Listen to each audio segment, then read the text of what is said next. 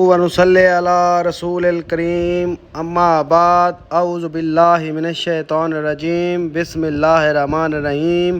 تمام سامعین کرام السلام علیکم ورحمۃ اللہ وبرکاتہ۔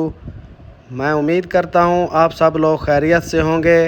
اللہ تعالیٰ آپ کے رزق اور مال میں اضافہ فرمائے، آمین ثم آمین یا رب العالمین۔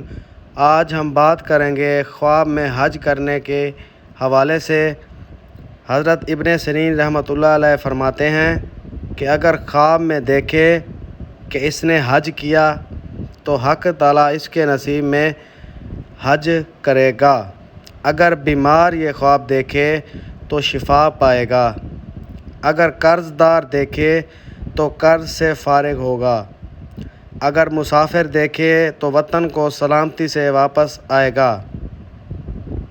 اور اگر خواب میں دیکھے کہ حج کو گیا ہے اور حج نہیں کر سکا تو دلیل ہے کہ عمر دراز ہوگی اور کام نظام سے ہوگا، کام درست اور با انتظام ہوگا، نظام سے ہوگا۔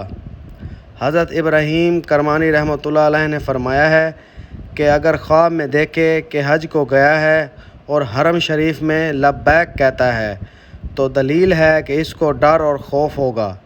اور اگر دیکھے کہ حج اس پر واجب ہوا ہے اور جانے کا ارادہ نہیں کیا ہے تو دلیل ہے کہ خیانت کرے گا۔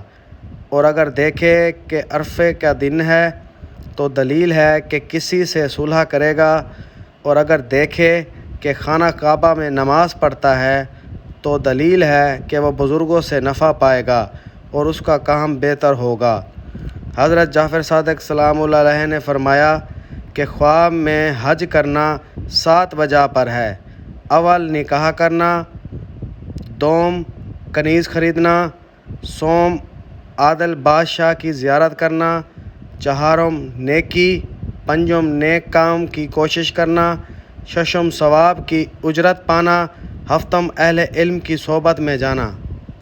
اگر ویڈیو پسند آئی ہو تو اسے لائک کریں، شیئر کریں اور سبسکرائب کریں اور ساتھ گھنٹی کے نشان پر بھی کلک کریں تاکہ ہماری نئی ویڈیو سب سے پہلے آپ کو مل سکے۔